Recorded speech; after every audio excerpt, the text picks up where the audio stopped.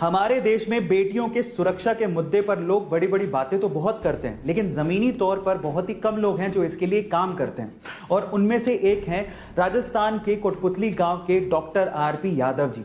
Doctor RP Yadav ji को जब पता लगा कि उनके गांव की बेटियों के पास कॉलेज जाने के लिए कोई पब्लिक ट्रांसपोर्टेशन नहीं है और जब वो पैदल ही निकल पड़ती हैं तो उन्हें रास्ते में छेड़छाड़ का सामना करना पड़ता है, तो डॉक्टर साहब ने ये देखकर अपनी जिंदगी भर की जमा पूंजी अपने पीएफ अकाउंट से निकाली।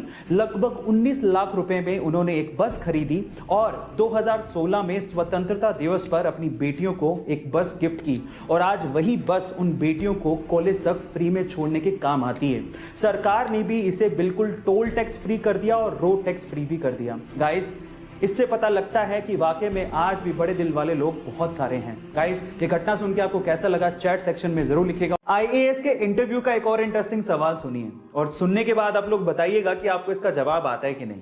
सवाल कुछ यूं है कि एक बार वकील के बेटे का एक्सीडेंट हो गया तो आसपास के लोगों ने वकील के बेटे को तुरंत अस्पताल पहुंचाया, लेकिन जैसे ही अस्पताल के ऑपरेशन थिएटर में डॉक्टर ने लड़के को देखा, उसने तुरंत कहा कि ये तो मेरा बेटा है, पर ये तो वकील का बेटा था।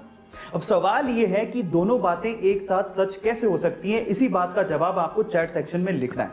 देखिए, इस बात का जवाब आप कई तरीकों से दे सकते हो, लेकिन सबसे सिंपल तरीका क्या है पता है?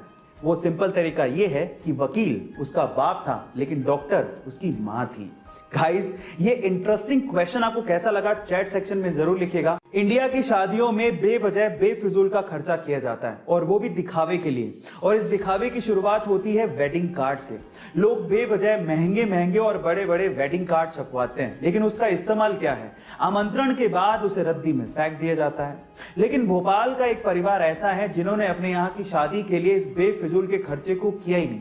उन्होंने कोई भी वेडिंग कार्ड छपवाया ही नहीं। बजाय इसके उन्होंने 400 गमलों में पौधे लगवाए और पौधे भेजकर मेहमानों को आमंत्रित किया। गाइस, कितना अच्छा तरीका है पर्यावरण को बचाने का भी और शादी में लोगों को इनवाइट करने का भी। आपको ये तरीका कैसा लगा चैट सेक्शन में जरूर लिखिए। 2010 के कॉमनवेल्थ गेम के महिला रेसलिंग के फाइनल में इंडिया और ऑस्ट्रेलिया के रेसलर आमने सामने थे। इसके पहले तक भारत में रेसलिंग को पुरुष प्रधान गेम माना जाता था, क्योंकि इसके पहले तक किसी भी महिला ने